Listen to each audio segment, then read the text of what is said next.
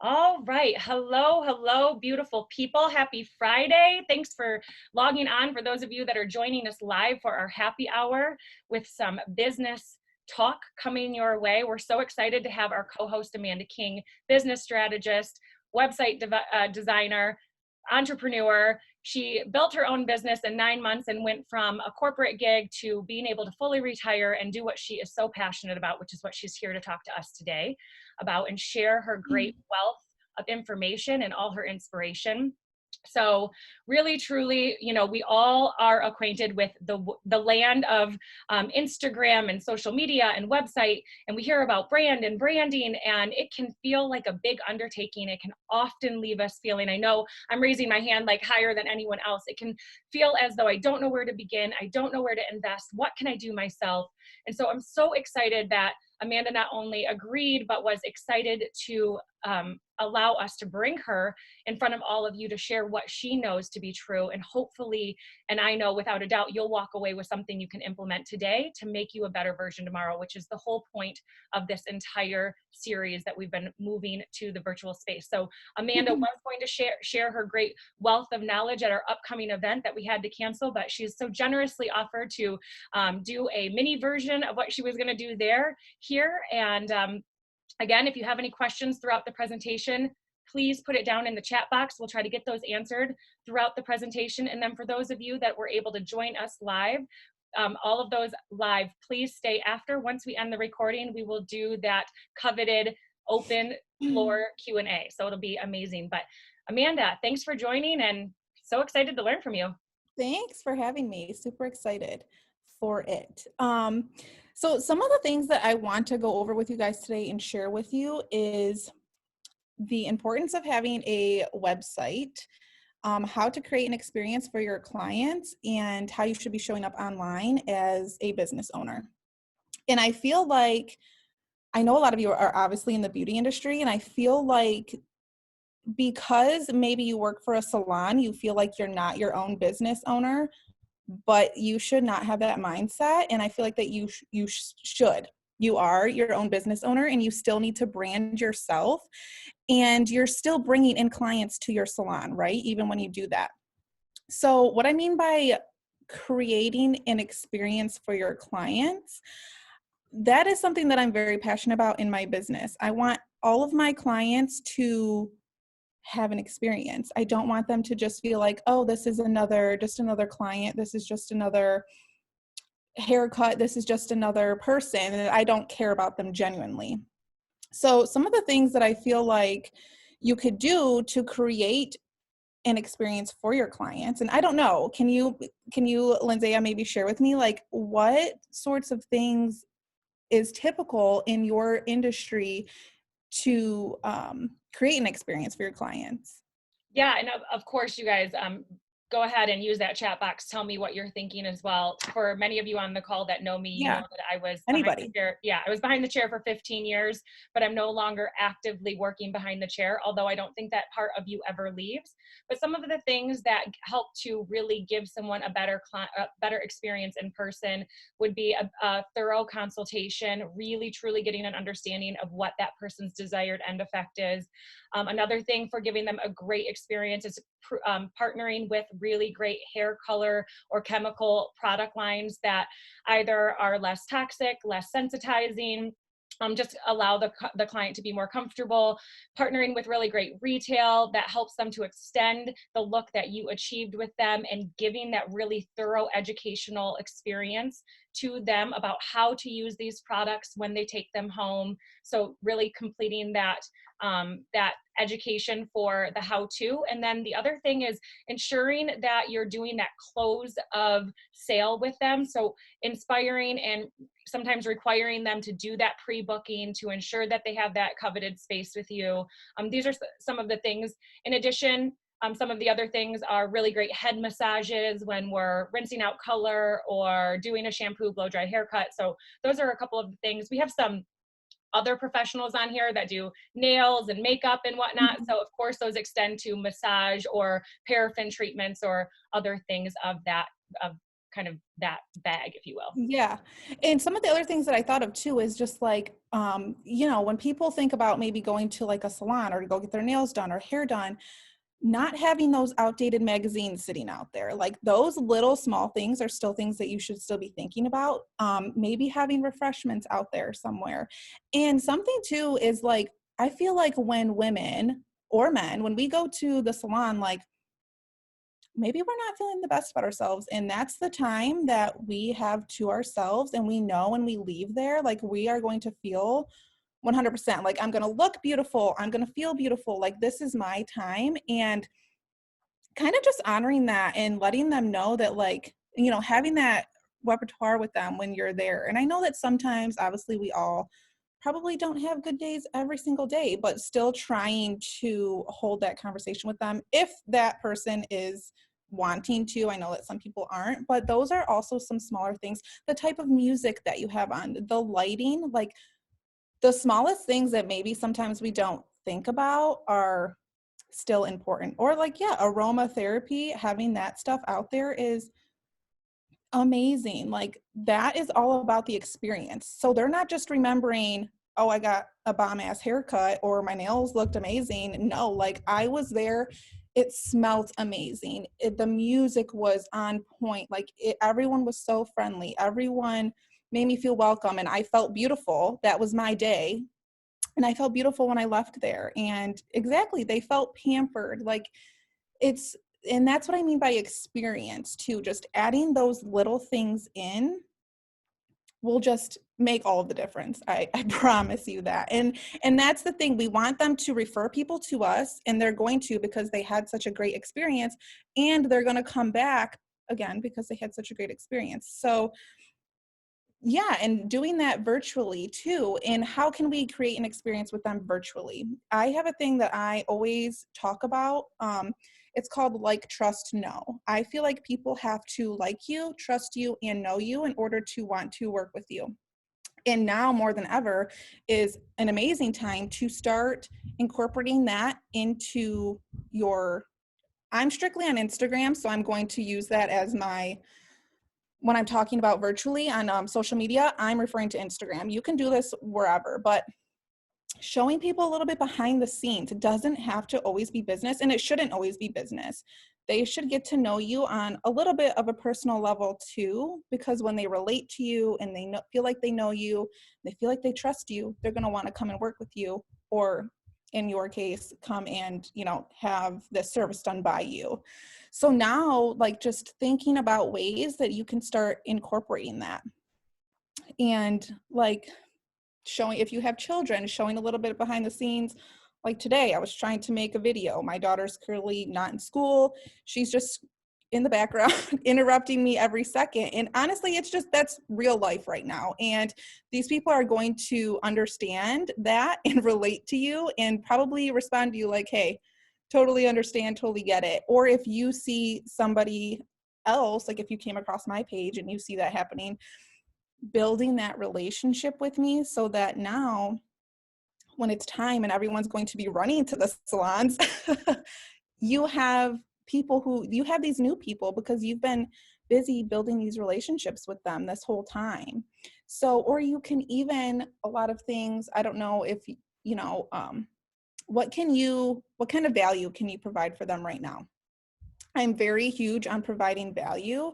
So something I seen was maybe give a little tutorial on how to trim their own bangs. Something simple. We don't want them to be able to do it all themselves, clearly, because we still want them to come to us. But what can you help them with right now? Like what sort of value? We don't want to give it all to them, like I said, but what sort of value can you provide to them to help them right now and with where they're at? So that's some of the things that I had in mind in order to create an experience, how to show up now, getting people to like you, trust you, know you, like I said, reaching out, going out and finding other people. I don't know how knowledgeable you guys are with Instagram or social media, but looking up those hashtags, looking up the hashtags. I don't know if you're like a specialist in a certain area, making connections, again, like it's all about community. So making connections with other people locally to you who you can team up with.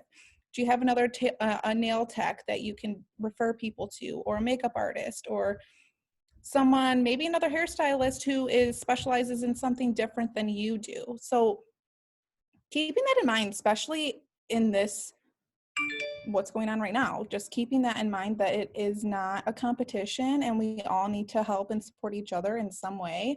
And right now is the best way that we can do that. So some examples that I have for creating an experience or using your online presence for the like, know, trust factor is, how can you inspire them? So you can share something good. How can you educate them? How can they relate to you, and engaging with them? So all things that I feel are important, for sure. Some other things that I feel is important in order to use your online presence to attract more clients is the images, the type of images that you're using. And I know that sometimes it's hard when like the setting's not right, or maybe the client isn't somebody you're typically working with, but high quality imagery is important, especially in the type of business that you guys are in. So I would suggest maybe taking multiple different types of photos of your clients before and afters, so that you can have different variety to use. And maybe this is something that you can send out to your clients beforehand, like, hey, like, we're going to would you mind if I take, like, it's however you want to word it, but like, we're going to take some before and after photos. And I also think that it's important to I talk a lot about social proof, getting testimonials from your clients. Maybe this is also a way where you can send a little questionnaire beforehand, so that they already have it after their visit with you, and they can fill it out and send it to you. Because I guess my question is, how do you guys get social proof from your clients in order to use it online? So to make sure that I'm understanding and that we're understanding, and again, if however you do this, you guys fill up that chat box with it. But I think what you're asking, and just to be clear, is how do we essentially gain testimonials from our clients for social sharing? Yeah. How do you share the experience that one person had with you? Like, how do you get that? Like, are they just like maybe texting you or DMing you like, oh, I love my hair, like I had such a great day? Like, how, or do you follow up with them? Like, how, is there a process? And if there isn't, I want you guys to implement one, but what does it look like now? So Sean Michael's saying that a survey, which is great. I know that we've had a number of these calls. So some of the things, word of mouth, Yelp, always connecting through Instagram. We have many people who have yet to really start to garner this kind of information. And so, yes, I think everybody on here has probably received a text message or 100 from someone who absolutely loves their hair. But if you're anything like me, there hasn't been a way to collect that or retain it. I never did that in my business, even though I had them.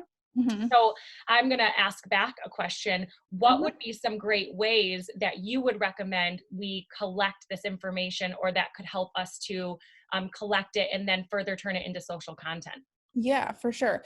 And I think that there is like people think like a testimonial has to be like, we ask for one and then they send us this long thing back. Like, no, I am screenshotting everything. If they send me something, or if they reply to my story, or they send me an email back about, what I do is a little bit different. But if they're sending me something back with, oh my God, like this is amazing, even something so short as that, screenshot that, take their name out, take their, you don't need all that. And you just want to make a folder in your phone and keep it.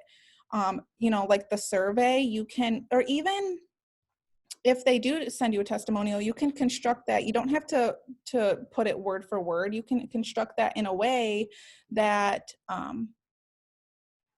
that you can use it online. Or if it's word of mouth, like you can make your own testimonial. Like it could be from anonymous, but say somebody said, oh my God, I heard that, I'm reaching out to you because I heard they had the best experience here. It was so amazing when they came to visit. So you can just be like, create your own little graphic, which I will be talking about some free platforms that you can use in order to brand yourself online a little bit later. But like I said, I would screenshot everything, crop names out, crop numbers out, and post it on social media. 100%. Now, question real quick, and we have some other great things that are Yeah. that people are saying that they're using, which are callbacks after first appointments. So Yeah. that's a great salon follow-up.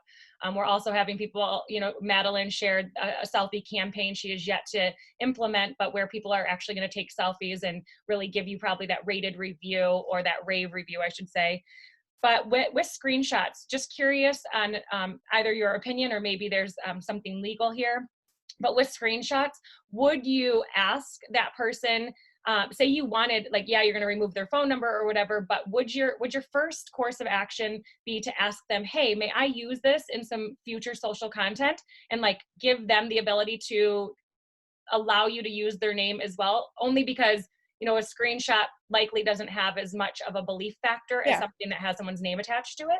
Yeah, 100%. Sometimes, yeah. And I feel like when they're my client, or when they're your client and they've had such a good experience, they're 100% going to be like, yeah, totally use my stuff.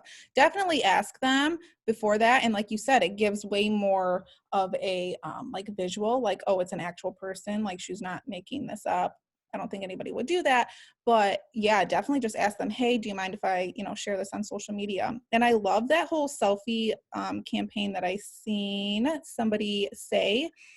I feel like, and when you post like the before and afters on your Instagrams maybe, or tag them, people love seeing themselves like on social media, like on somebody else's social media. So then they're going to share it, and then they get all excited, and they're like, I don't know, it's like a psychological thing. People love being talked about, being posted about, and it's a thing. So I really love that selfie campaign one. Callbacks to each client, I like that. I'm just trying to go through this.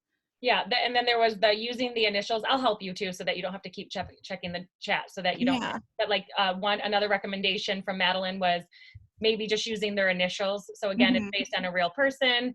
And Kristen was saying that it only shows, they show the review and they only use the first name. So again, giving it a personality without possibly, giving away the identity, unless we have that further agreement. So I love those tips. They're wonderful.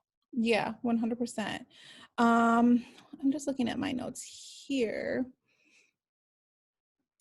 And I put, understanding the emotional value of what you're providing to somebody, I feel like is important. Again, I am all about taking business and what we do to that next level. I don't want to be just on this surface level of, again, here's a new client walking in the door, here's a haircut, bye. Like, understanding the value that you are providing your clients is so important. Don't just focus on the practical benefits. We want to create this experience. So this is going to lead to a ton of referrals, the bomb-ass testimonials, shouting you out, tagging you online, which is going to lead to more eyes on your business, and then them coming back essentially. And the fact that I've seen somebody mention a website excites me. So definitely important to have this stuff on your website as well. So if a lot of you don't have a website, or if you do, definitely highlighting again that experience that people are going to get when they come to your salon or when they work with you. Even if you work for a salon, I kind of mentioned this earlier, I still think it's important to brand yourself. And I know that there are like rules and stipulations that you have to follow when you work for a salon. So obviously following those, but essentially you're creating a clientele for yourself, and they're still coming into the salon. So when you're branding yourself, I feel like we can't rely on the salon we work for to make our money for us. I mean, we still have to go out there and do the work and find our own clients. Like, we can't depend on them. So you're still branding yourself, if that makes sense. So creating a website or social media platform showcasing your work if you don't want to go to the extent of a website, at least a social media platform showing your work is important to me. And I do want to share some of the free resources that you can use to get started on that if you don't have anything up right now. So I think I briefly mentioned Canva. That is, you can create graphics on that. There's a free version. So say somebody left you a testimonial and you want to make it all pretty and nice into a graphic and then post it on your social media. That is a good place that you can do that. Or you can do like fun little things with your client photos, anything really that you want. There's also a purchased version that's like $12. Some of the free platforms that you can use to structure a website is Wix. I know for sure. Let me look at my notes. I know Wix. And that's giving you just like a starting point. You know, you can put together, it is Canva, CANV as in Victor A.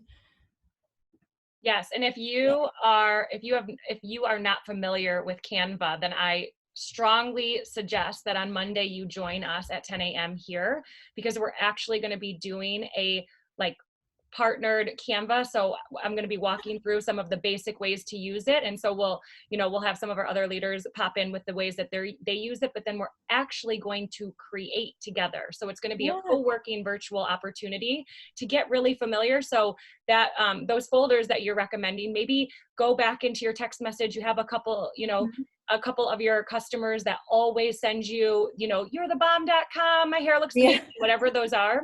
And put those in a folder for Monday so that when you join us at 10 a.m., same Zoom right here, and we get to work, you have them to start building that social content in that social content folder that we have been talking about for, not just in this episode, but literally every single episode is building up to this.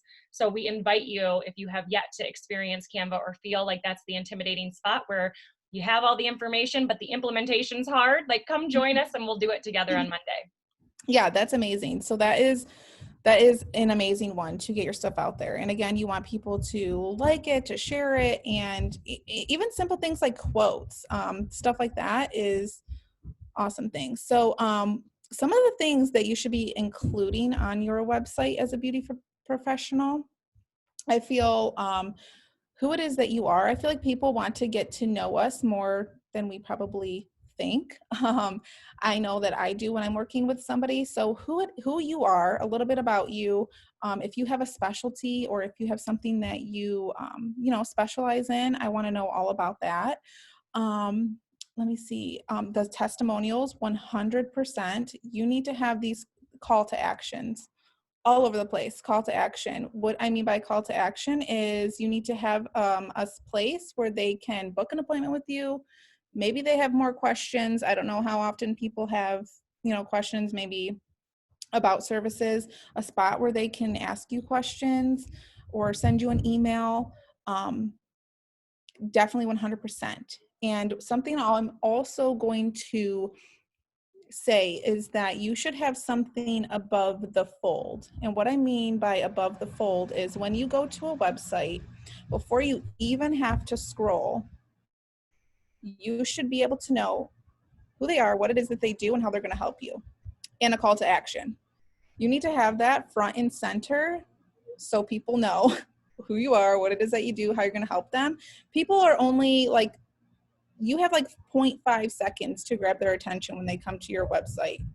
And we want them to hit that button to schedule with us or to ask us a question or go to that pricing page. Whatever it is that you want to do, there should always be a goal, 100% there. Amanda, will you just repeat that one more time? Above the fold, we should have who we are, who you are, what it is that you do. So maybe what it is that you specialize in and how you're going to help them, and a call to action. So a button of some sort to take them to do something, to either, get on a waiting list, go to your pricing page, book an appointment, book a call. 100%. And when you're structuring this stuff, I'm all about strategy. There has to be a strategy. It's not all about pretty looks. We Our website is our employee that works for us 24/7. We should not have to be doing, and this too can help streamline our business. I don't know how many of you have people in your DMs like, can I schedule an appointment with you? Do you have a spot open at this time, this date? What? And there's so much back and forth. When you have a website in place, when you have a calendar, a schedule in place, I know that there's like a lot of schedulers and things like that. You can take so much off of your plate when you sit down and you actually, yeah, Kristen, that is amazing. Like I said, your website is your employee. Like it is working for you. It is bringing those clients in. Okay. And how is it doing that? Because you strategically set up your site with these call to actions and goals for what we want our clients to do when they get there, or potential clients. It's just, you should definitely get a website in place, especially even if it's a free one. Wix, I know there's one other one and I can't think of it right now, but I know Wix is free and they have a paid version as well. I know for some people this can actually be the area, and maybe we save it, full description for a future time. Or I know that you're doing the mastermind on Tuesday, where there's actually the master class that you're offering, and you're giving it away. So just go to her social media, you guys, if you're not following her already, and you'll be able to see in her stories. But I know you're going to be talking about, and some of the relevant parts of that master class are how to create urgency in our business, positioning ourselves as an expert online, and how to get social proof from clients. Like, you're going to be digging into that and some other things that, again, you'll need to make relevant to our business, because it's not specifically for salon professionals. Yes. But I know sometimes the intimidating part outside of choosing the platform is understanding the difference between web hosting and then your website platform, and how to integrate those two. In like layman's terms, can you just give us, like, if you were starting at knowing nothing and all you were going to do right now for your business investment was to start your own free website, like what would be those first 2, 3, 4 things that you would consider or need to know just to have a basic understanding? For one, you will have to purchase a domain name. So whatever it is that you want your website to be called, mine is 𝘕𝗕𝘠hive.com. Yours can be whatever your business name is. You need to purchase that and see if it's even available first. Then I would use Wix, for instance, if we want this to be for free.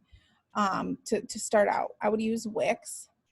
And they are very easy to use because they're considered a drag and drop system. So there is not code or anything like that needed to learn how to use it. What are the other things? I would say, 𝘕𝗵𝘬 was the other one. Yes. Staying consistent, figuring out what you want your visual brand to look like. No, you don't need to go run and purchase like logo design or any of that, but being consistent in the colors and the fonts that you're using throughout your brand is extremely important. And something to keep in mind is that there is such thing as color psychology. I don't know if any of you guys have heard of this before, but when you want somebody to feel a certain way when they see your brand, no matter who you are, what industry you are in. So keeping that in mind when you are picking your colors. And keep in mind the type of people that you want to work with. Believe it or not, your brand is about those people and not you. So don't be picking your favorite color because it's pink if your ideal client isn't you, and sometimes that is the case. If you want to pick red, obviously that's a very like bold color, and that shows that. So just keeping that all in mind. If you go on Pinterest and look up color psychology, there's a ton of information on there in regards to that, and explanations of what colors make people feel what way. It's really interesting, but I would say pick 3 fonts to use. Even in your Instagram stories, stay consistent with the colors and the fonts that you're using. Stay consistent with, I would say, 2 or 3 fonts, and however many colors you want to use. I have like 5 colors that I use, but that stuff is memorable. When you want people to know it's you the moment that they see you come across their story, or they see that graphic that you created in Canva, because you guys are all going to master Canva, but they're going to know that it's you just by the colors and just by looking at it. And that's the goal as well. So definitely things to keep in mind: domain name, Weebly, Wix, if you want to start out for free. I work with Squarespace and 𝘕𝗍𝗫, which are also drag and drop systems that are very clean, precise, and professional looking. They also come with professional email. To keep in mind, colors, fonts, for sure. Awesome. I love that. I literally just ran to grab, like, because when you said color psychology, you're talking to people who live, breathe, many of us, those of us that are hairstylists, we literally live and breathe color in the living form, and how that goes in aligns with eye color, undertones, how they wear their makeup, all of those things. And like, I just was like, oh, the secret lives of color. This is not a color psychology book, you guys, but the reality is, like, there's such a history behind every single color.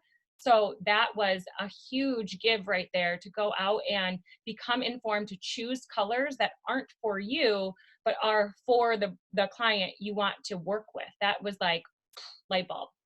Yeah. And I don't think that a professional email is like on the top of the list, but once you get to that point where you have a full-blown website, clientele, maybe people on your team, once you get a little bit bigger, yes, I just think it looks more professional as opposed to at gmail.com, but it is whatever your preference is. And the platform that I use, the email comes with it for a year for free. So that's a big one with that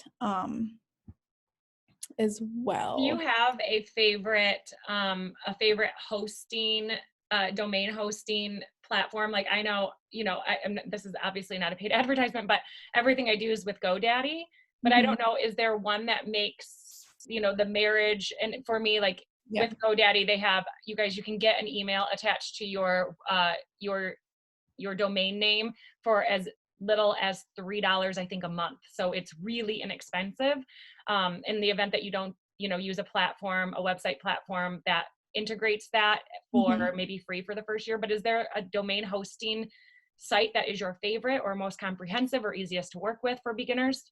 Squarespace, 100%. And I say that because the domain name is also through them. So there's no me having to go talk to GoDaddy to have your domain name transferred over and all of that. You could still keep it with GoDaddy and have a Squarespace website. That's totally fine. But I just like it because everything is in one spot. There's a thing called SSL certificates, which is like the privacy and things of your website that oftentimes you have to purchase separately when you use other hosting platforms, but that's all in one with Squarespace. And that's why I like them so much, because they make it so easy. And there's not a lot of code that you need to know just to start out to do simple things. Like if you want to get more intricate, obviously, but it's super easy to use for sure, I think. Awesome. And I don't know if you have any more to share. So by all means, don't let me cut you off if you were going to share anything else, but I have like literally like 2 pages of notes. No, those two are my favorite. And something that also just popped to my mind as I was speaking, because your brand voice is important as well. And what made me think about that is because I feel like I'm very different in the fact that I swear and I tell people how it is, and they like me for that. And when you are coming across your brand, they can tell if you're being fake or if you're putting on this fake front. Like, you don't need to do that. I want to encourage everybody to show up as themselves. You will get farther by doing that and get more people to relate to you when you're showing real life. And I keep going back to this because this has been the biggest struggle for me since being home, is my kids here all day with me. And it's like, my clients need to understand that this is just how it is right now, and just kind of sharing that has been very relatable to a lot of people to me. So just being yourself, showing up as yourself. A typical hosting fee, somebody just asked. And the hosting fee means you're paying for your website to show up online in your, so for with Squarespace, it is, I think it's $216 a year. So that's for 1 year. Your domain is free for 1 year with Squarespace. And your professional email is free for 1 year. After that 1 year, it's $20 a month for your domain name. And you can do $6 a month, or you can do it the yearly combined total, $6 a month for the email. And the professional email through Squarespace is through Gmail. It's still Gmail. It still looks like Gmail on the back end, but it doesn't say @gmail.com. It will say whatever your domain name is.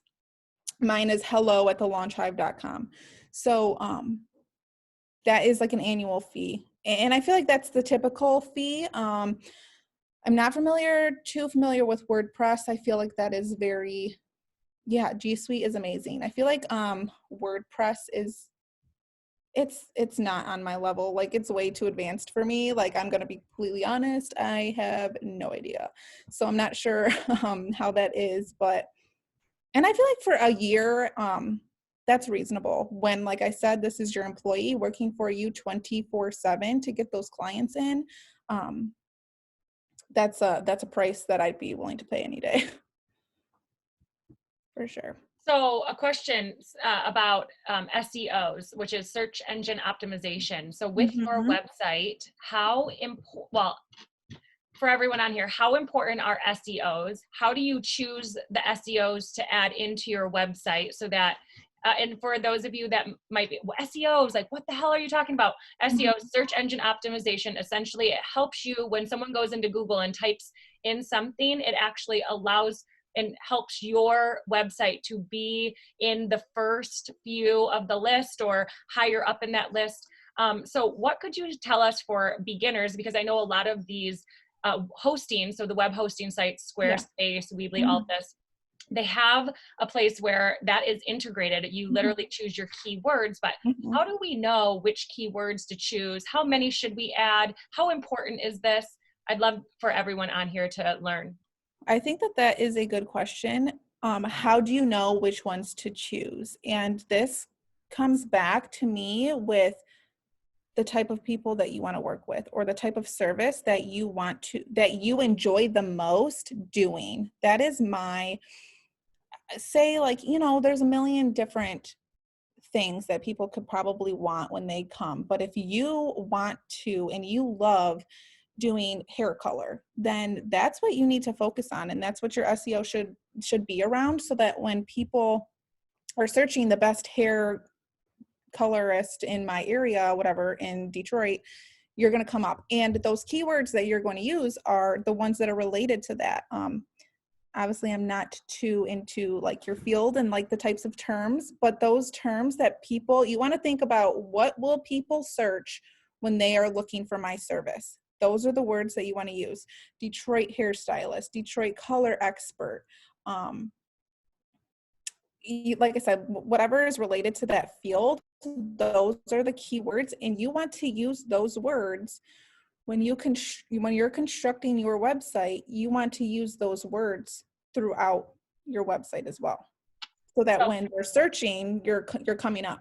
So SEO is important to not only add on the backside of your website, which this can sound very intimidating, but you guys, I want you to rest assured that there's a space that literally says SEO on the backside of these things that Yeah. allow, or if you're working with someone like Amanda, she's going to know how to do that. She's going to dig in on your branding. She's going to come to understand your brand. And then she's going to go out and find what those website, or whoever you're working with that's building your website, they're going to go out and find and allocate the appropriate titles.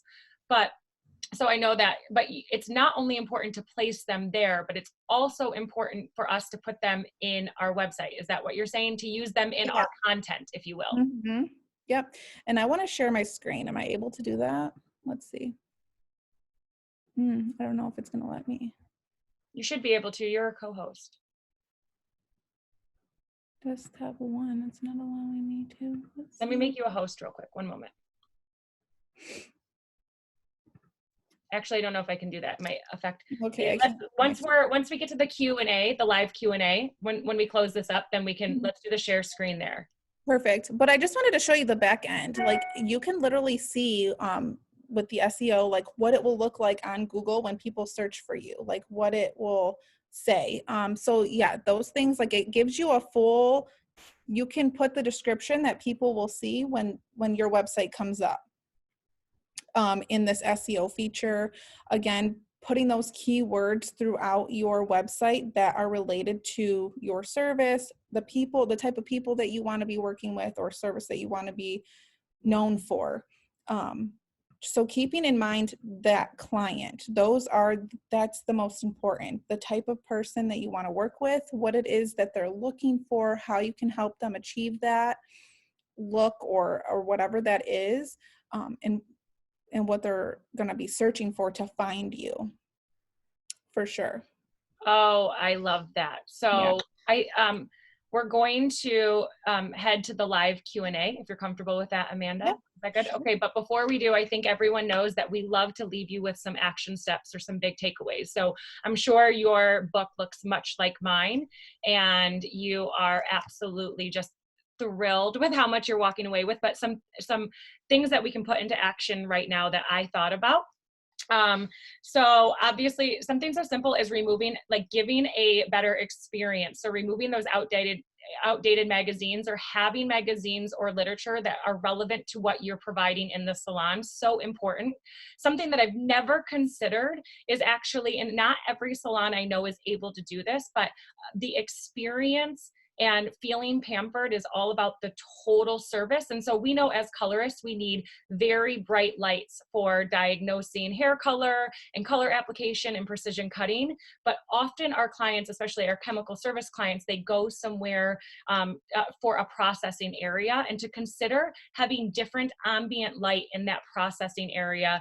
That was like a big, wow, that is brilliant. Again, not everybody has the space, but if you do, it's something. And I know we're talking a lot about that processing area kind of becoming obsolete as we return to the salon based on the current, state of health. But just thinking about that, even if you're going to minimize or separate chairs, you may be able to actually change out some light bulbs. It could be something as simple as that, to a softer white. Or I know in the chat box, we saw many aromatherapy or things along that line, or those lines. Sorry, I'm doing this quickly just to give a couple more takeaways. Another thing that we've talked about on one of our previous events that I think could be integrated into the salon as a money-making opportunity, and also to heighten that experience, is to email your client ahead of time, like Amanda recommended, and let them know that you're, ask permission, or let them know that you're going to be snapping a couple of photos of them today.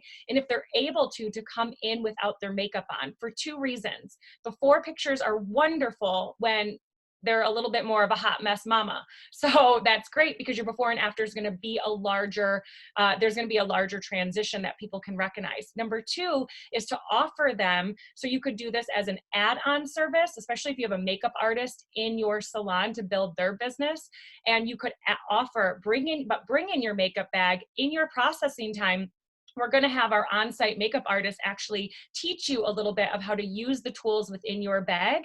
You could do this again as an additional charge. So we'll do this, and you could do it as like this is something that's available in your processing time, or you could do it as a giving them this opportunity to learn how to use their makeup, and also so that you can garner better after photos. So I thought that was a great way that you could use flip-flop back and forth. Also tagging your review I think that would be the right way of saying that. So whoever reviews you, gives you a review on Yelp, or they send you that text tagging them, so that they have the ability to, on social, to reshare your post, especially on Instagram. If they're tagged then in a story, then they can reshare that story, and that's going to give you more exposure, free marketing. So I thought that was absolutely brilliant. Just looking, the above the fold, to really evaluate. So for many of you, I know you're already working with existing websites, and to consider that before the fold or before the scroll, that we really want to have those who am I? What do I specialize in, or what do I love doing? You know, and that should obviously be around the client that I want to work with. So who do I want to work with? What is it that I love doing and I would be doing for that client?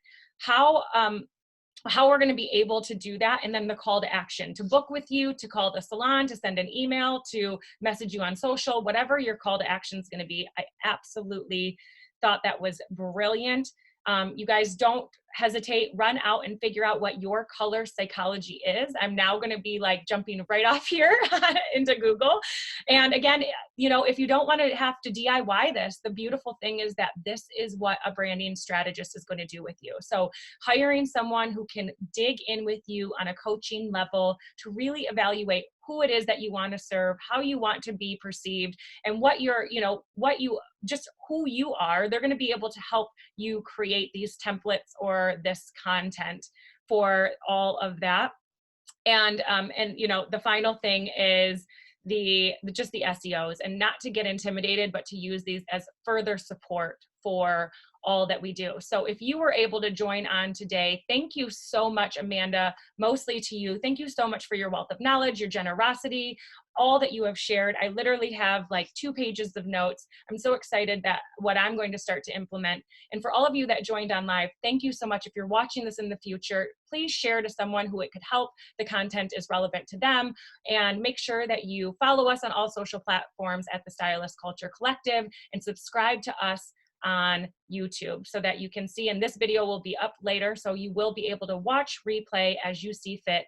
For now, and until Monday at 10 a.m., cheers to your Friday. We love you all, and thank you so much for joining in.